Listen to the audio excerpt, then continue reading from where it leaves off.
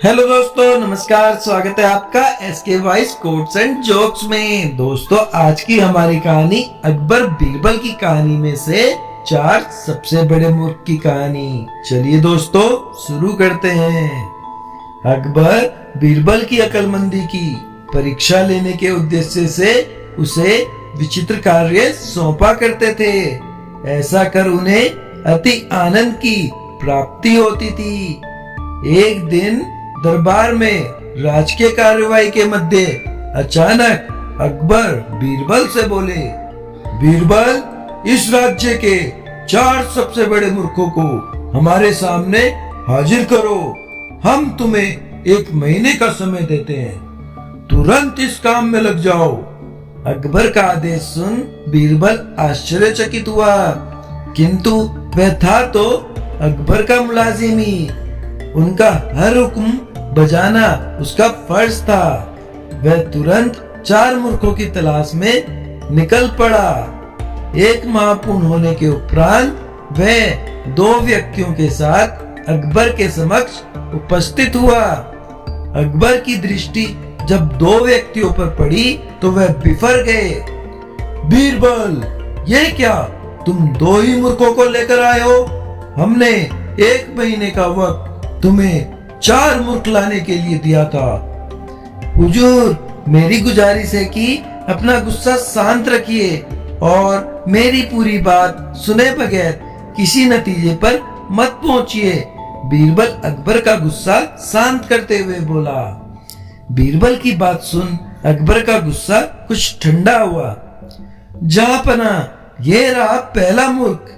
इसकी मूर्खता का वर्णन सुनेंगे तो आप भी सोचेंगे कि ऐसे लोग भी होते हैं इस दुनिया में। पहले व्यक्ति को आगे कर बीरबल बोला, बताओ, ऐसी क्या मूर्खता कर रहा था ये? अकबर ने पूछा।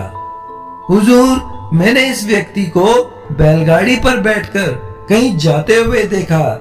बैलगाड़ी चालक के अतिरिक्त बैलगाड़ी पर बैठा ये अकेला व्यक्ति ही था, जिस पर भी इसने अपनी गठरी सिर पर लाद रखी थी।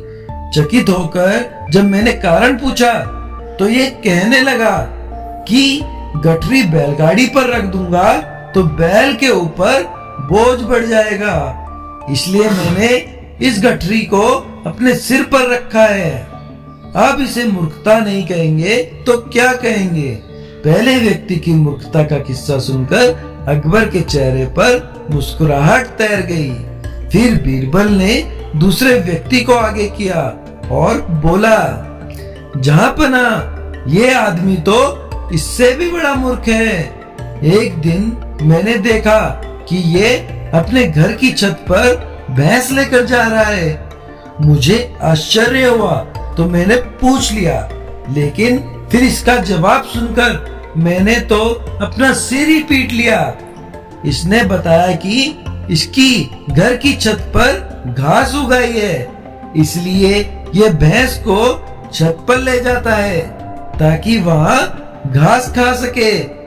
घास काटकर ये भैंस को लाकर खिला सकता है, लेकिन ये मूर्ख भैंस को ही छत पर ले जाता है। ऐसा मूर्ख कहीं देखा है आपने?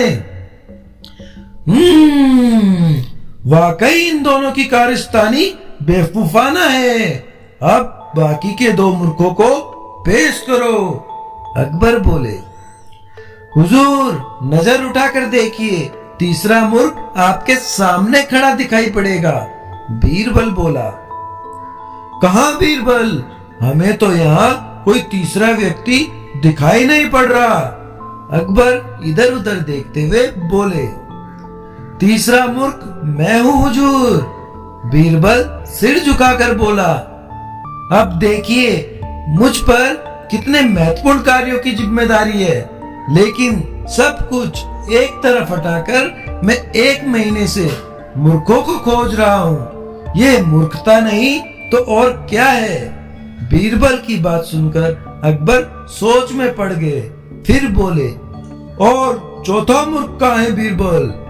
गुस्ताखी माफ हुजूर, पर चौथे मूर्ख आप हैं। आप हिंदुस्तान के शहंशाह हैं, इतने बड़े साम्राज्य का भार आपके कंधों पर है।